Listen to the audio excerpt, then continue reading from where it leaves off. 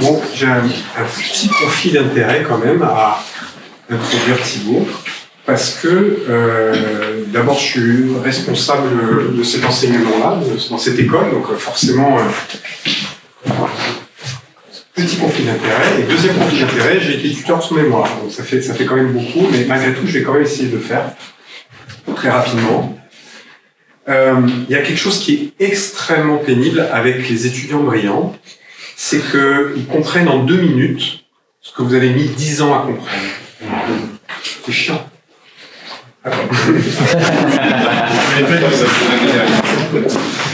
merci Florent pour cette introduction. Je me présente, Marc Chantiban, ancien étudiant d'Eurostéo, récemment diplômé en 2018. Donc j'ai eu la chance de fréquenter Florent, d'apprendre à ses côtés et donc de pouvoir évoluer, de faire mon mémoire de fin d'études sur son concept de classification du fascia. Alors vous me direz pourquoi j'ai choisi, parce que justement je voulais me le mettre dans la poche et je crois que j'ai réussi. Non, blague à part. Le concept de classification du fascia de Florent avait à mon sens une approche très intéressante et vraiment était vraiment un concept original. Donc c'est pour ça que je me suis vraiment attardé dessus. À la base, c'était principalement la schématisation qui m'intéressait. Mais finalement, le mémoire a eu donc 2 objectifs. Le premier, ça a été de reprendre le concept, enfin la classification du fascia de Florent Brière, d'essayer d'y apporter des références bibliographiques. Et donc ensuite, le second objectif, c'était de le schématiser pour en fait essayer de rendre une visualisation, enfin d'apporter du moins aux personnes que ça intéressait une visualisation, une représentation mentale. Donc c'était principalement dans un but pédagogique. C'est vraiment à ça que ça doit servir. Maintenant, l'objectif pour moi ce soir, ça va être d'essayer de vous faire passer au moins une brique d'information, essayer de vous transmettre ce que moi j'ai appris en travaillant sur ce sujet. Et le second objectif, c'est d'essayer aussi que vous sortiez de là avec une représentation mentale, visuelle de ce concept, pour que ça soit plus parlant pour vous. Parce que moi, personnellement, je suis beaucoup plus à l'aise sur des images que sur des textes, de la théorie pure et dure. Voilà. Alors, comme tout travail, il faut une base. Donc, ici, j'en avais donc 2. La première étant la classification du fascia selon Florent Brière. J'arrête de dire ça, je dirais juste Brière pour les prochaines fois. Ce concept, pas mal d'entre vous le connaissent, mais je pense pas tout le monde. C'est pour ça que je vais y revenir quand même. On va refaire un petit point là-dessus. Alors, dans le concept de classification du fascia de Florent, il y en a eu d'autres. On peut, dans la littérature, retrouver des auteurs comme Chauffour, comme Paoletti, plus récemment Willard, un anglo-saxon. Et donc tous ont essayé d'apporter leur vision de l'organisation fonctionnelle du fascia. Florent Brière aussi. Et dans sa classification, il va donc nous décrire 5 entités spécifiques qui vont donc structurer l'organisation fonctionnelle du fascia. MTR pour la membrane de tension réciproque. Alors la membrane de tension réciproque, on la retrouve notamment chez Chauffour sous le nom de Durmer, fascia Durmer, pardon. Chez Paoletti sous le nom de méninge et chez Willard par exemple sous le nom de fascia méningée. On est sur les mêmes structures, c'est-à-dire la Durmer et aussi la partie arachnoïdienne. Ensuite, on va retrouver le fascia de l'appareil locomoteur, voilà, l'acronyme FAL, avec un système axial, lui-même divisé en système épimère ou extenseur et hypomère ou fléchisseur, et un système appendiculaire. Donc vous l'aurez compris, ça va représenter en fait les structures du système axial, donc la colonne vertébrale, et tout le système dio-aponeurotique qui s'y fixe pour le système fléchisseur et extenseur. Et enfin, on a le système appendiculaire qui lui va représenter toutes les structures anatomiques comme donc les os, les aponeuroses et les muscles pour ce qui est des membres. Point intéressant, l'unité conjonctive centrale. C'est vraiment une entité spécifique du fascia, propre au concept de Bruyère. En cela où il va la décrire en fait comme une poutre composite qui aura des facultés d'adaptation, notamment à différentes contraintes de compression, de flexion, de cisaillement, etc. Elle aura aussi une fonction importante de fixation, notamment pour le système des séreuses, qu'on verra plus tard. Et elle aura aussi un rôle de protection des gros vaisseaux et du système nerveux, notamment orthosympathique avec la chaîne Gruyère, le taux vertébral. C'est, je vous dis, un des points importants de cette classification qu'on retrouve parfois chez certains auteurs. Mais voilà, j'ai retrouvé un petit schéma que j'avais réalisé pour essayer de vous imager, pour que vous puissiez le visualiser.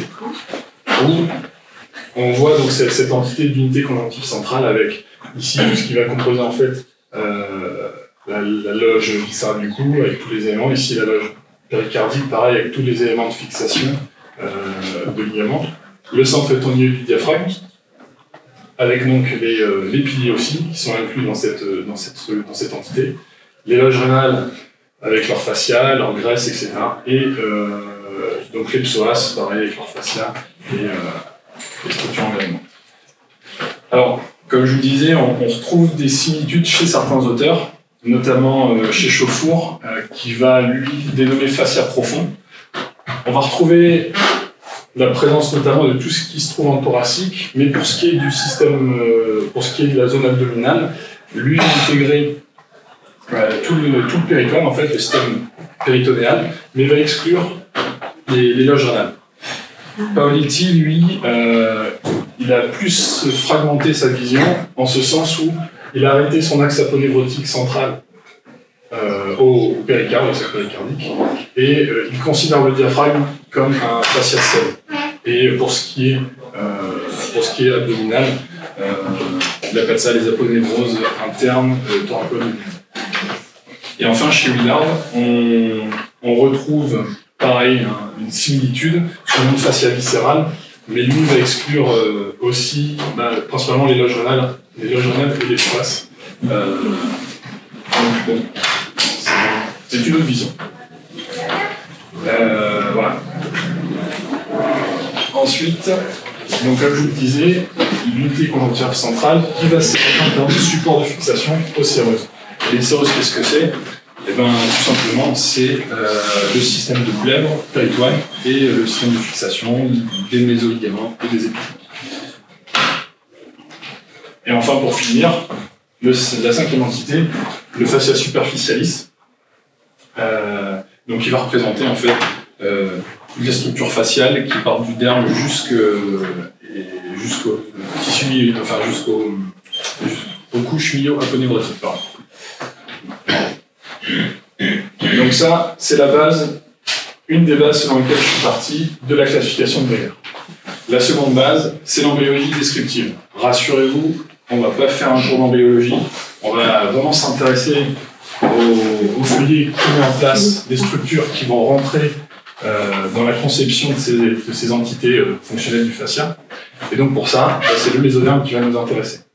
Et dans l'embryologie classique, elle est décrite en trois parties. Enfin, le mésoderme est décrit en trois parties, avec un mésoderme paraxial, un mésoderme intermédiaire et un mésoderme latéral. Chacun va évoluer, chacun vont se différencier, vont donner des cellules qui vont se différencier et donner naissance à des structures qui rentreront dans ces entités. Et donc c'est ce que je vais essayer de vous exposer ce soir, et c'est ce que je vais essayer de vous faire comprendre. Un petit schéma aussi pour vous, ceux qui n'ont plus vraiment notion au niveau embryologique. Voilà, ici on est sur une coupe d'embryon à peu près au 26e jour, avec la gouttière neurale ici, en bleu en fait l'ectoderme, en jaune ici l'endoderme, ce qui va donner en fait plus tard tous les viscères principalement. L'ectoderme, si vous en rappelez pas, va être à l'origine du système nerveux et de la peau, et ici la notocorde, certes, qui nous donnera le reliquat du nucleus pulposus, c'est un détail, et ici donc, ce qui nous intéresse, le mésoderme. paraxial, intermédiaire et latéral. Donc ici, on le voit, il est déjà divisé en somatoculaire et smooth. Donc, on va partir de ça et on va voir son évolution et comment il va rentrer dans la conception de cette classification. Donc, le développement du mésodème paraxial. Il va être à l'origine, comme je vous le disais, je vous fais déjà un résumé, je vais après vous décrire un petit peu comment ça se passe. Il va être donc à l'origine de la mise en place de ces trois entités et demie, donc la membrane de tension réciproque, le fascia de l'appareil locomoteur pour ce qui va être hypomère, le système hypomère et épimère, le fascia de l'appareil locomoteur pour le système appendicuaire, et la partie dorsale du fascia superficialis. La partie dorsale du Alors, comme je vous le disais, je vais vous expliquer un petit peu en détail, mais on va rester quand même très simple. Le mésodème paraxial, on le trouve aussi dans la littérature anglo-saxonne sous le nom de somitique. Pourquoi? Tout simplement parce qu'il est à l'origine du somite. Et c'est l'évolution de ce somite qui va nous donner les différentes structures que je vous ai exposées tout à l'heure.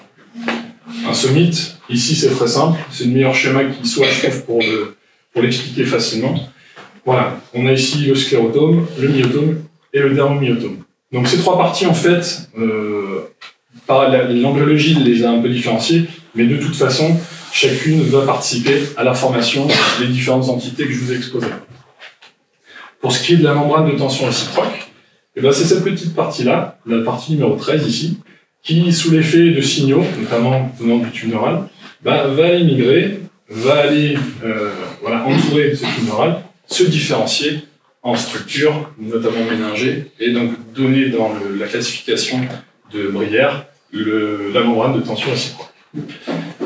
Cette partie-là ici nous donnera en fait par sa migration, pareil, dorsalement et ventralement, le système du fascia de l'appareil locomoteur pour ce qui est du système épinière, extenseur. Et enfin, on aura cette zone ici, donc la zone un peu plus ventrale basse et un peu latérale, qui va nous donner, par sa migration antérieure, tous les éléments du fascia de l'appareil locomoteur pour le système hypomère. Et enfin, pour ce qui va être du système appendiculaire, ce sera principalement la zone latérale ici du dermomyotome et du myotome qui va migrer en fait dans les bourgeons des membres et donner le système appendiculaire et les genoux. Et pour le fascia superficialis, c'est le dermomyotome ici qui fera sa migration, mais qui restera dorsal et qui donc donnera le fascia superficialis dans sa partie dorsale. Petite parenthèse, dans l'étude embryologique, ce qui permet de faire la distinction entre un système extenseur et un système fléchisseur, c'est non pas cette limite-là, mais en fait c'est la migration des cellules originaires du somite qui vont aller s'invaginer dans le mésodorme latéral, qui va faire qu'on les appelle, que les cellules, que les structures qui vont par la suite se différencier vont être dénommées comme structures du système. Ce petit schéma représente par ces flèches la façon dont ça se compose. Et vous voyez la migration dans le bourgeon ici des membres, la migration postérieure, la migration antérieure et la migration de la membre ventrale.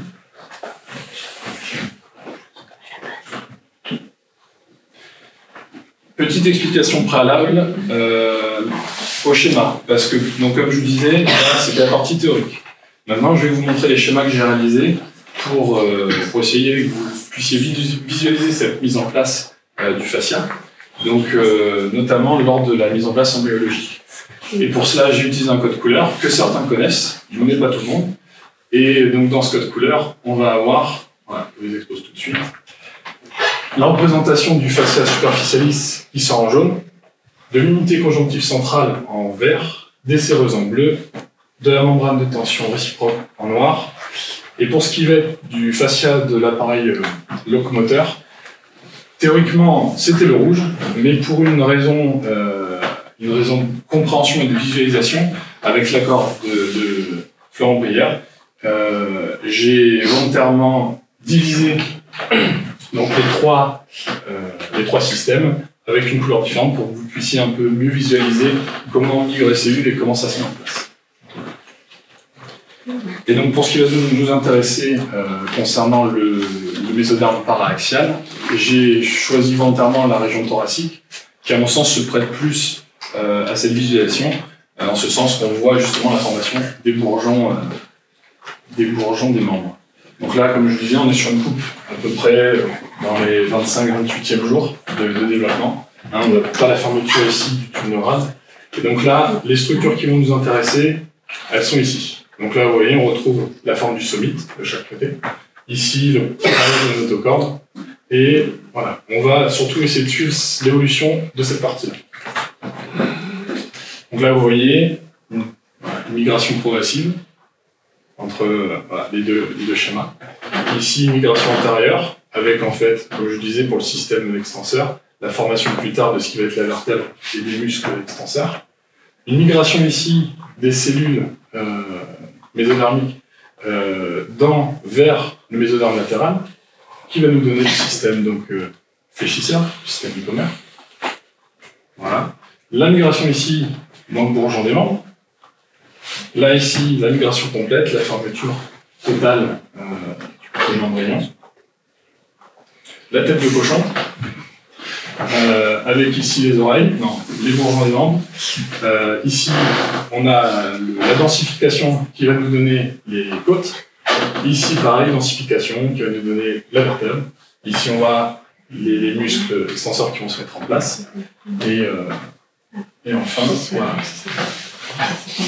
Ici, on commence à avoir vraiment la mise en place complètement interne et externe, elle est quasiment finalisée, avec le sternum ici, les côtes, la vertèbre, et donc ici, en finale, voilà, notre système appendiculaire, représenté là, ici par la scapula, le système fléchisseur, hypomère, en orange, le système épimère au-dessus. Voilà. Maintenant, on va passer au développement du mésoderme latéral. Voilà. Le mésoderme latéral, c'est plutôt simple. C'est donc le mésoderme qui va être à l'origine de la formation des séreuses et du fascia superficialis des membres et de la partie ventrale du trou. Principalement, le plus important, celui qui nous intéressait, les séreuses. Donc là, on va prendre le schéma de tout à l'heure, qui est assez explicite. Donc, on retrouve ce mésoderme latéral ici, voilà, qui est déjà, comme je le disais, en somatopleure, splanchnopleur. Et là, c'est dans un sternum un peu plus avancé, où il y a cette fermeture, avec voilà, la somatopleure ici, voilà, les parois, et donc la splanchnopleur. Et là, on a la formation des célomes embryonnaires, qui seront en fait plus tard les cavités séreuses, donc en fait les cavités entre les deux plèvres et entre les deux péritoines. Et pour imager cela et vous essayer de vous faire comprendre et que vous puissiez un peu vous représenter cette mise en place, j'ai choisi, parce que c'était à mon sens aussi la plus représentative, la région abdominale. C'est donc là les éléments en bleu qui vont nous intéresser. Donc on voit bien, on retrouve ce mésoderme latéral, déjà divisé aussi en deux parties. On est toujours à peu près entre 25 et 27e jour. Et donc là, on va avoir un début de fermeture. Ici, avec la vésicule vitelline, qui va petit à petit se disparaître, se dégrader. Ici, on va avoir l'ébauche en fait, de ce qui va nous donner le tube digestif primitif. Et là, les deux célomes intra-embryonnaires. Là, on a la fermeture complète. On retrouve notre futur péritoine viscéral et ici pariétal. On voit ici le début de mise en place des éléments viscéraux. Donc là, comme on est juste en dessous du diaphragme, le vent sera sur un foie, un estomac droit. Voilà. Et avec leur mise en place définitive. Et donc là, on voit bien la constitution de la séreuse avec son attache sur l'unité conjonctive centrale, sur laquelle je reviendrai tout à l'heure. Pour que vous la visualisiez au niveau thoracique, je reprends le schéma de tout à l'heure. Et donc là, on voit bien notre séreuse, notre système séreux, ici, avec pareil la plèvre viscérale pariétale, et donc la croche, ici, au niveau de l'unité conjonctive centrale.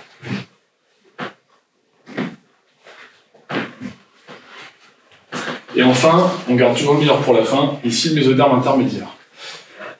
Alors, mésoderme intermédiaire.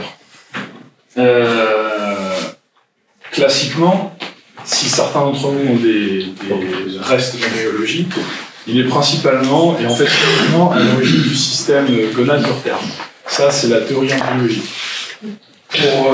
Pour que je puisse avancer dans ce mémoire et arriver à donner un peu de crédit à l'hypothèse de Brière, j'ai moi-même émis une hypothèse quant à ce mésoderme intermédiaire. Je vous explique ça. Alors, pardon, avant ça, j'ai oublié de vous dire, ce mésoderme intermédiaire va être à l'origine de l'entité faciale, l'unité conjonctive centrale. Et donc, l'hypothèse dont je vous parlais précédemment est la dernière. On voit bien ici, sur cette coupe, donc notre mésoderme paraxial, intermédiaire et latéral. On est d'accord. Maintenant, si on reprend même ces éléments, à votre avis, qu'est-ce qu'on a ici, au milieu, en blanc? À mon sens, on est sur du tissu mésenchymateux aussi, du mésoderme. Néanmoins, l'embryologie l'embryo classique ne s'est pas donné la peine de lui donner un nom, et pourtant, c'est quand même des cellules bien présentes, il n'y a pas de vide, et donc ça aura bien une utilité, et ça donnera bien naissance à quelque chose plus tard. Et donc mon hypothèse, c'était de dire que de rattacher tout ce tissu mésenchymateux, tout ce mésoderme, qui n'avait pas de nom, qui n'était pas différencié, et finalement de le rattacher sous l'appellation générale, globale, de mésoderme intermédiaire. Voilà. C'était ça mon hypothèse, et j'avoue que ça confortait pas mal après justement la vision de l'unité conjonctive centrale de Florent, puisqu'on est bien sur un élément central et médian. Et donc, pour vous puissiez un petit peu vous représenter cette mise en place de l'unité conjonctive centrale, et j'ai réalisé des schémas de la mise en place du diaphragme, de la région diaphragmatique, pour que vous puissiez un petit peu visualiser comment cette structure, cette entité se met en place. Alors vous me direz pourquoi la région diaphragmatique? Parce que la formation du diaphragme, elle est principalement due à l'invagination du septum transversum. Alors, le septum transversum, c'est du tissu mésenchymateux qui va, ici, pendant le processus de piqûre, va venir s'invaginer et venir en fait séparer l'étage thoracique, le futur étage thoracique, avec ici on voit l'ébauche cardiaque, de l'étage abdominal.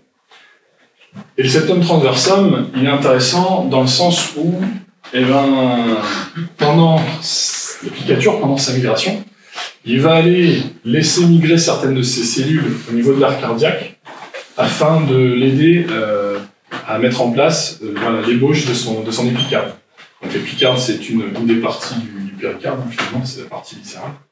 Et il va aussi laisser migrer des cellules vers l'ébauche hépatique, les verticales hépatiques. Alors c'est pour ça que je vous ai mis l'autre schéma, qui vous montre justement ce lien entre le septum transversum, l'aire cardiaque, et puis ce qui donnera le foie plus tard. Donc, ce qui en plus nous donne une des raisons pour lesquelles on a un lien étroit entre le diaphragme, la capsule de Wilson, du foie, et puis le péricarde. Qu'est-ce que je voulais dire d'autre? Donc, je vais passer au schéma de cette région. Voilà. Donc, ici, en vert, l'unité conjonctive centrale. On voit déjà, notamment la veine cave, l'aorte, et ici, le futur œsophage, en fait. Avec donc toute la partie verte dont je vous parlais, ce qui représente l'unité conjonctive centrale. Ici, le septum transversum, qui va en fait gagner du terrain, s'invaginer, rentrer pendant le processus de piqûre, et venir constituer le futur centre tendier du diaphragme. Donc là, on a ici encore la présence de ce qu'on appelle des canaux péricardio-péritonéaux, qui vont ensuite être complètement fermés, à la fois par l'avancée de ce septum transversum, et puis qui va être aussi aidé par les séreuses et par le système hypomère. Voilà. Et ensuite, on aura donc la constitution totale du centre éternel du diaphragme, avec le passage de l'aorte, de l'œsophage et de la veine cave. Et enfin, tout le muscle diaphragme qui, lui, sera dépendant du fascia de l'appareil locomoteur pour le système fléchissant. Et on voit bien ici, bon après c'est une coupe, donc c'était aussi pour plus facilement imaginer la chose. Donc on ne voit pas les séreuses. Pour autant, elles pourraient presque apparaître au vu de la forme du diaphragme, mais on pourrait éventuellement les voir ici, puisqu'on aurait bien une présence de pensées du détail. Ce schéma, pour que vous puissiez revoir la place de l'unité conjonctive centrale au niveau thoracique, donc avec le péricarde ici, son système de fixation, c'est un péricardique, et ici, voilà, comme je vous le disais, la protection des gros vaisseaux, mais aussi de l'œsophage, avec notamment le système vagal. Donc c'est pour ça que, voilà, comme le précisait Florent, on est bien sur une protection des vaisseaux et aussi du système nerveux. Et enfin, la vue abdominale, avec tous les éléments rétropéritonéaux. Et donc, comme je vous le disais, tout ce qui va être le loge anal avec leur graisse, périrénale. Et puis, voilà, donc toujours le passage de l'aorte, de la veine cave. Et puis, bon, on peut représenter ici des ganglions latéraux vertébraux. Alors, les schémas, c'est bien. Les dessins animés, c'est mieux. Ces schémas, voilà, m'ont servi de base. Et j'ai eu le temps d'utiliser un programme de morphine pour essayer de les rendre plus vivants et donc encore plus accessibles peut-être à cette visualisation, cette représentation mise en place des différents sons. Donc pour ça, j'ai repris chacun des schémas et à l'aide d'un programme, j'ai pu développer une petite vidéo. Donc là, vous voyez, là, on va un peu s'intéresser à tout. Donc, on a ici une fermeture, la formation ici de l'ébauche cardiaque, les deux parties qui vont se réunir. Un début de formation ici du péricarde séreux. Voilà. Ici, une fermeture complète donc, de la cage thoracique finalement. Les bourgeonnements. Là, toujours, ici, on est bien sur l'arc cardiaque. Là, on part donc, de l'œsophage, la formation des poumons. Ici, pareil, donc on voit bien la plèvre viscérale. L'imagination ici d'une partie du mésoderme pour aller fermer complètement ce système de séreuse. Voilà. Et enfin, le cœur qui revient à sa place, les poumons qui ont fini leur mise en place. Je vais vous la replacer. Sans commentaire.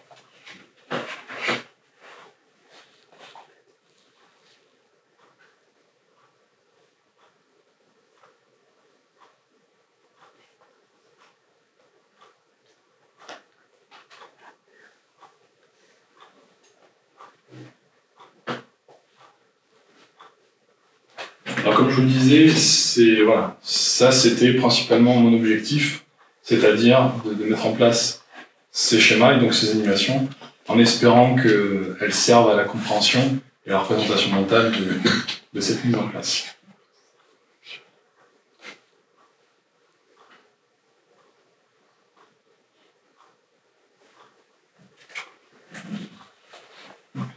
Voilà. Pour la jambe abdominale.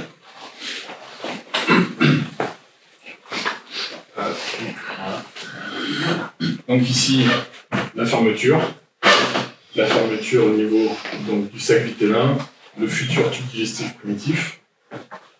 Ici, voilà, la dégradation complète. La formation des célomes intra-embryonnaires. Ici, on a la mise en place de l'outil conjonctif central, la condensation pour aller former tout le système rénal urtère, la graisse qui va avec. Ici, bon, laisser la représentation des éléments vasculaires. Voilà. Donc là, on voit la mise en place des éléments viscéraux dans les séreux. Jusqu'au staph final. Et enfin, la région diaphragmatique.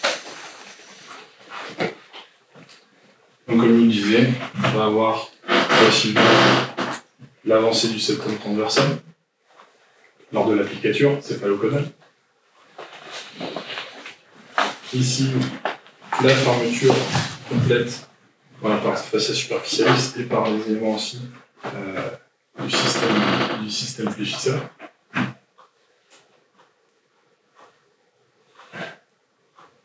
Voilà. Le développement du futur centre tendinien du diaphragme, la fermeture complète des canaux péricardo-péritonéaux. Voilà. Et enfin, donc, le centre tendinien du diaphragme, son muscle.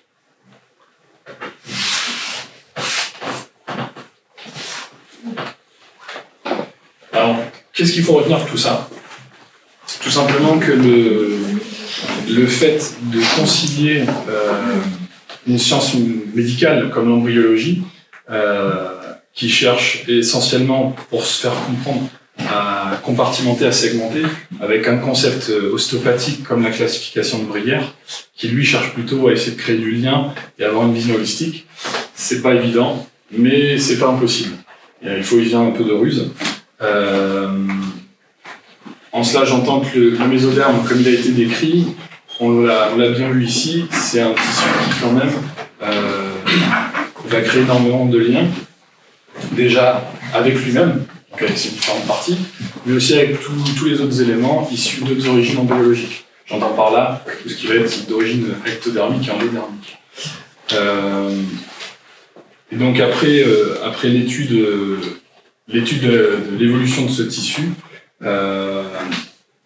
il est à l'image en fait de ce que va donner le fascia plus tard. On est sur un tissu qui va chercher à se développer, mais toujours dans un mode d'adaptation à son environnement et en fonction des besoins locaux. Tout ça dans un souci d'efficience. Voilà, en fait, comme le fascia le fait finalement. Je vous remercie de votre attention. J'espère avoir été clair avec vous. Si vous avez des questions, n'hésitez pas. Bravo.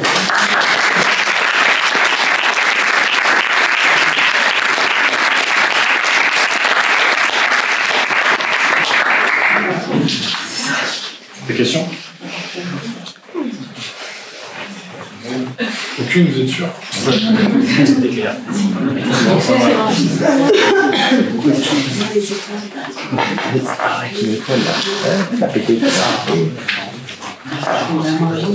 J'espère que vous avez pu saisir à minima le sens de ce travail.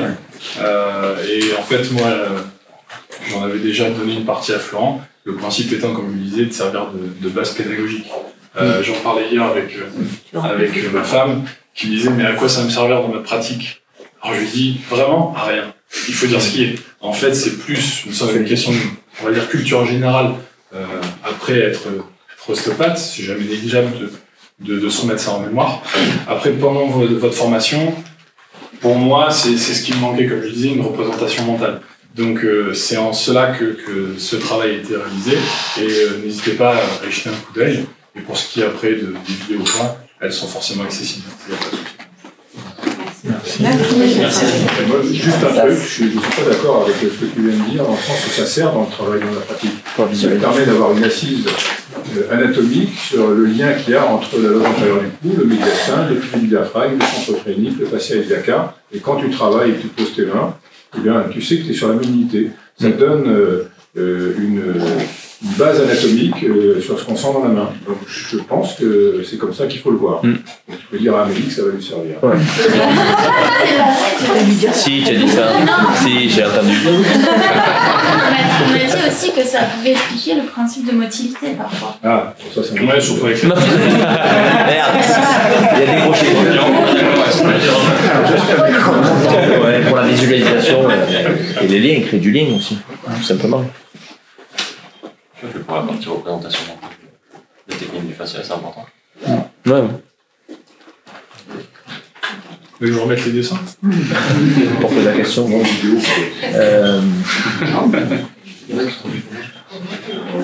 Non, c'est juste pas les cas. Après, oui, question. Pour ce qui est du fascia superficialis, j'en ai pas fait le détail, mais en fait, comme je dis, on part selon la littérature, il va pas forcément être décrit de la même façon. Moi, après l'étude des différents articles, c'est pour ça que j'en ai fait la conclusion que le fascia superficialis, il fallait impérativement intégrer le derme dedans, et non pas le réduire uniquement à des fascias qui sont juste avant tout ce qui est du tissu myopénérotique. Voilà. C'est le seul détail que j'avais pas inclus pendant l'exposition. Moi j'ai une petite question. Nicole. Au niveau si tu avais pu faire une vidéo au niveau du bassin, au niveau des membres inférieurs, au niveau des bourgeons, ça aurait été le même genre ou... Alors c'est une très bonne question. Le bassin, j'ai fait des schémas, mais j'ai pas fait des schémas comme ceux que tu as pu voir. C'est-à-dire que il y a deux régions, donc il y a le bassin et en fait il y a aussi la région cervicale. Alors c'est les deux seules régions que je n'ai pas traitées. Alors il y a plusieurs raisons à ça. La première c'est que le bassin, j'avais commencé les recherches, j'avais commencé à retrouver des articles, mais il m'en fait plus de temps parce que par rapport à la classification de Bruyère, il y avait des éléments qui ne rentraient pas forcément en corrélation, et donc il fallait que j'étudie un peu plus le sujet. Et pour ce qui est des cervicales, c'est un peu pareil, c'est-à-dire que tout ce qui va être principalement le rachis et muscle, on sait que c'est du système paraxial, le sémitique, etc. Mais en fait, les structures vraiment au niveau de la loge viscérale, là on part sur l'évolution en fait des arcs pharyngés. Les arcs pharyngés, on est déjà dans quelque chose de beaucoup plus complexe, et à essayer de schématiser de cette manière, c'est possible, mais là, ça demande aussi un travail à part entière. Et je rebondis là-dessus pour te dire qu'en fait, au niveau cervical, en cherchant un temps, il y a des articles récents qui remettent en question l'embryologie classique. C'est pour ça que ça apporte un peu de vin au moulin, qui eux ont remis en question le développement de ce qui va être du corps de l'ostéoïde et d'une partie du larynx, qui était rattaché à l'évolution du deuxième ou troisième arc branchial, je crois, et qui là, en fait, pour ces chercheurs, ne provient pas de cette évolution, mais provient d'une évolution du mésoderme local. Donc ça, c'est bien parce que, pour le coup, ça, comme je dis, ça apporte de l'eau à mon moulin, qui était de dire que l'embryologie, elle m'a servi de base, mais elle est trop descriptive, elle est trop clivante, elle fait pas assez de liens, et en plus de ça, c'est une science, donc elle peut être mise en cause, ce qui n'a pas été fait depuis presque un siècle. Mais là, je suis assez content de voir que récemment des chercheurs l'ont fait et ont clairement remis en cause notamment la mise en place de ces structures qui rentrent justement dans l'unité conjonctive centrale et qui montrent bien qu'on n'est pas sur les arcs pharyngés, on est sur le mésoderme local qui se condense et se différencie. Voilà. Bon, alors ça fait une belle ouverture. Merci. Après, pour ceux qui sont intéressés pour faire un mémoire, le sujet est trouvé. Tout à fait sur le cervical.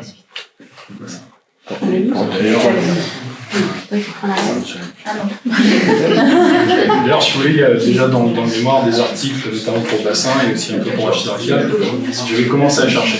Alors, l'embryologie, c'est vrai que quand on commence à aborder le sujet, on tique un peu. Moi, le premier. Après, quand on commence vraiment à s'intéresser au sujet, à chercher, c'est hyper intéressant. Il y a un moment, il faut s'arrêter. Parce que quand tu commences à être à 50 articles et qu'en fait, tu en trouves un 50e, un 52e, un 53e, tu t'arrêtes jamais. Ils sont toujours aussi intéressants les uns que les autres. Et après, le temps que tu les lises, que tu les confrontes, tu t'en finis jamais. Donc c'est pour ça qu'à un moment, il faut s'arrêter, tu prends ce que tu as, tu travailles. C'est déjà bien.